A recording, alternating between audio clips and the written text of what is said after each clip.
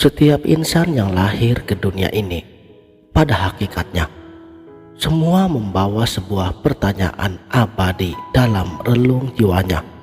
Pertanyaan yang mungkin tak pernah terucap, tapi selalu bergema di kedalaman hatinya. Siapa aku? Dari mana aku datang? Dan kemanakah akan kembali? Salam Sang Sejati. Para kekasih Allah, mereka telah menempuh perjalanan spiritualitas ini sebelum kita. Mereka telah membuktikan dengan pandangan mata batinnya yang paling terdalam, menembusi selubung hakikat diri yang selama ini menjadi tabir diri rahasianya. Sekarang, mereka bagaikan mayat yang sedang berjalan, karena segala gerak dan diamnya bukan lagi pada kehendak bebas dirinya sendiri, melainkan telah menjadi cerminan hakiki daripada sifat-sifat ilahi yang telah melebur bersama dirinya. Sebagaimana yang diungkapkan oleh para guru sufi, ketika seorang hamba telah mencapai makom ini, tiada lagi aku yang berbicara. Yang ada hanyalah dia yang tampil melalui dirinya. Ajaran makrifat ini memiliki ciri khas yang begitu mendalam. Para wali songo misalnya, mereka menempatkan ilmu makrifat sebagai pusaka spiritual yang diwariskan secara turun-temurun.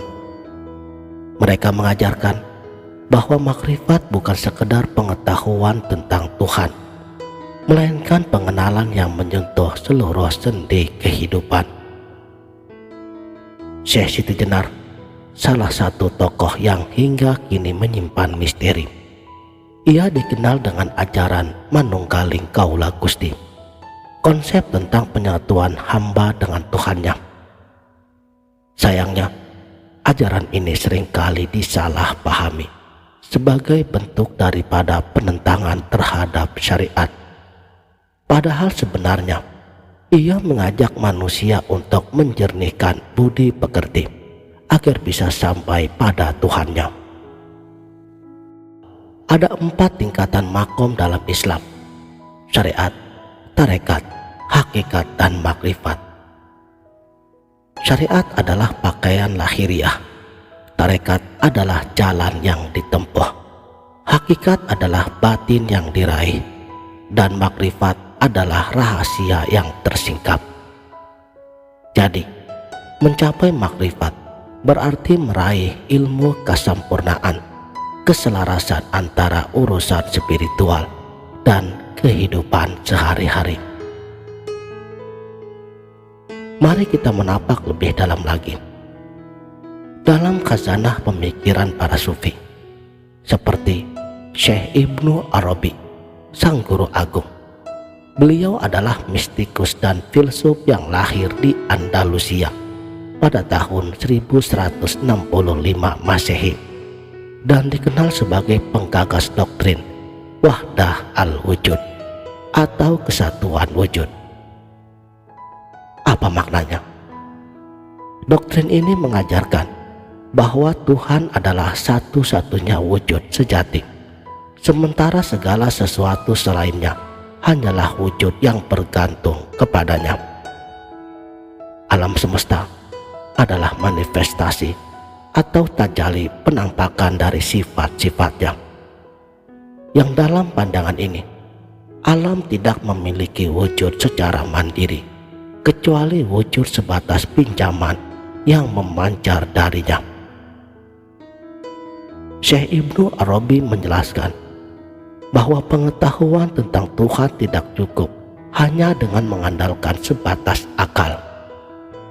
Jadi kita di sini memerlukan hati sebagai alat spiritualnya, yaitu melalui hati yang telah tersucikan, maka manusia akan dapat menerima iluminasi ilahi, yaitu bentuk pengetahuan intuitif yang diberikan langsung oleh Tuhannya. Inilah yang disebut makrifat, pengetahuan intuitif yang membedakannya dengan ilmu yang hanya bersifat rasional. Beliau mengajarkan bahwa Tuhan dikenal melalui nama-namanya yang indah, yang telah termanifestasikan dalam ciptaannya. Manusia dalam kerangka ini memiliki peran yang istimewa. Ia adalah cermin di mana Tuhan melihat dirinya sendiri. Manusia yang sempurna adalah tempat penampakan dirinya yang paling sempurna, al-insan al-kamil. Inilah yang dimaksud dalam firman-Nya, dimanapun kamu menghadap, disitulah wajah Allah. Dimanapun engkau berada, di sanalah Dia. Bahwa kemanapun kamu pergi, kesanalah Dia. Bahwa apapun yang kamu lihat, di sanalah Dia. Para guru sufi terdahulu, mereka telah mewariskan hikmah-hikmah yang tidak ternilai harganya. Seperti Imam Ahmad Ar-Rifai dalam karyanya Halatu Ahli Al-Haqiqati Ma'allah. Beliau mengisahkan tentang para sufi yang hanya mengharapkan ridho Allah. Beliau berkata, mereka tidak menginginkan sesuatu daripada Allah kecuali hanya Allah semata. Ada sebuah kisah indah tentang seorang lelaki yang bertemu dengan Syekh Sirri Al-Saqati. Ketika ia bertanya, amalan apakah yang paling mendekatkan diri kepada Allah?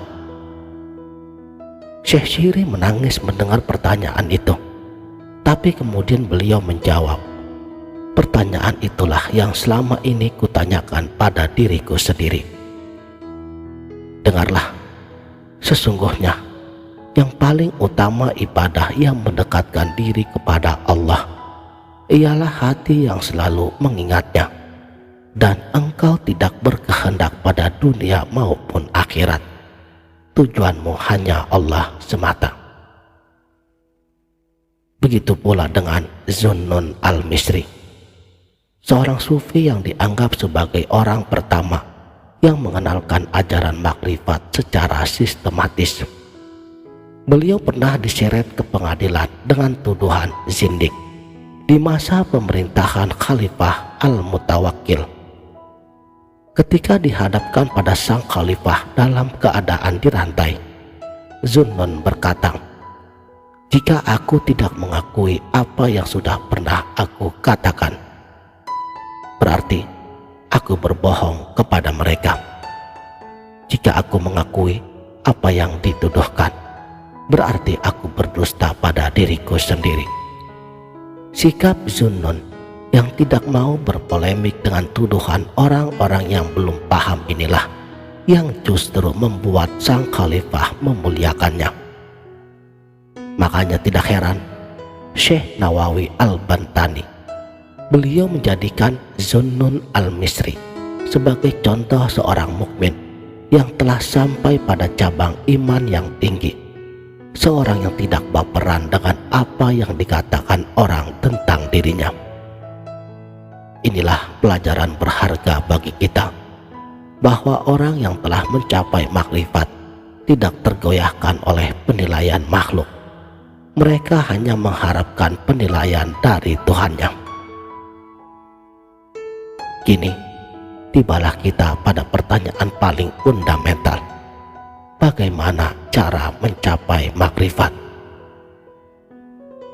Saudaraku, sang sejati, Imam Al-Ghazali, sang Hujatul Islam, di dalam karyanya Kimyatus Sa'adah, beliau menjelaskan bahwa kunci bermakrifat kepada Allah adalah dengan mengenal jati diri dan mengetahui hakikat nafsu. Ini sejalan dengan ungkapan man arafa nafsahu faqad arafa rabbahu. Barang siapa yang mengenal dirinya, maka ia mengenal Tuhannya. Tapi mengenal diri yang dimaksud bukanlah mengenal diri secara lahiriah, bukan sekedar mengetahui tubuh. Yang dimaksud di sini adalah mengenal hakikat diri yang sesungguhnya. Dari mana kita berasal, untuk apa kita diciptakan, dan akan kemana kita akan kembali. Karena di dalam diri kita telah terkumpul 4 macam sifat. Sifat kebinatangan, sifat hewan buas, sifat setan, dan sifat malaikat. Tugas kita adalah mengenali sifat-sifat yang paling dominan pada diri kita, serta berusaha untuk membebaskan diri daripada pengaruh nafsu dan amarah. Terus berupaya untuk mendekatkan diri dengan sifat-sifat malaikat. Tapi beliau pun telah mengingatkan bahwa kita tidak boleh memahami ini sebagai larangan untuk makan, minum, atau menjalani kehidupan duniawi. Sebaliknya, kita harus menjadikan nafsu sebagai tahanan, bukan kita yang menjadi tawanannya. Karena nafsu diciptakan untuk melestarikan kehidupan, bukan untuk menghancurkannya. Jadikan nafsu sebagai kendaraan untuk mencapai tujuan, bukan untuk menggagalkan tujuan. Al-Quran sendiri adalah jalan untuk mencapai makrifat, sebagaimana yang diriwayatkan oleh Imam Shadiq. Barang siapa yang menginginkan perbaikan pada dirinya dan pembersihan jiwanya, serta pemurnian dari segala penyakit jiwa, maka wajib baginya bersama Al-Quran. Perjalanan spiritual tidak pernah meninggalkan syariat, sebagaimana yang diajarkan oleh para wali dan para guru sufi. Karena syariat adalah pakaian, sedangkan hakikat adalah isi dari pakaian. Dalam naskah klasik Jawa dijelaskan bahwa syariat adalah pembukaan, sedangkan penafsiran hakikat dilakukan dengan zauq, rasa batin, dan pandangan mata hati. Tafsiran syariat dapat dipelajari dengan akal, tapi pemahaman hakikat hanya dapat dicapai dengan pengalaman batin yang mendalam. Sayyidina Ali bin Abi Thalib pernah berkata, "Kalau sekiranya tabir terbuka, tidaklah bertambah keyakinanku." Ini menunjukkan bahwa bagi orang yang telah mencapai makrifat, keyakinannya tidak lagi bergantung pada penglihatan lahiriah. Ia telah melihat dengan mata hatinya apa yang tidak terlihat oleh mata biasa. Makanya para aulia Allah, mereka memiliki penglihatan yang tidak dapat dilihat oleh mata biasa. Mereka memiliki gelombang cahaya yang telah dicampakkan ke dalam dada oleh Tuhannya, sehingga tembus penglihatannya pada alam rahasianya, sebagaimana syair yang dilantunkan para sufi. Hati orang yang arifilah memiliki beberapa mata batin yang dapat melihat apa yang tidak terlihat oleh orang-orang yang melihat dengan panca inderanya. Makanya berpakaian syariat saja tanpa hakikat adalah fasik. Berhakikat saja tanpa syariat adalah zindik. Dan manusia yang hanya tinggal di alam syariat saja masih tertipu, karena tidak ada yang menjamin kebenaran hakikat dari apa yang dilihat dan didengar oleh orang syariat. Penglihatan mereka masih terbatas, pendengaran mereka masih tertutup, dan puncak dari perjalanan ini adalah fana dan baqo.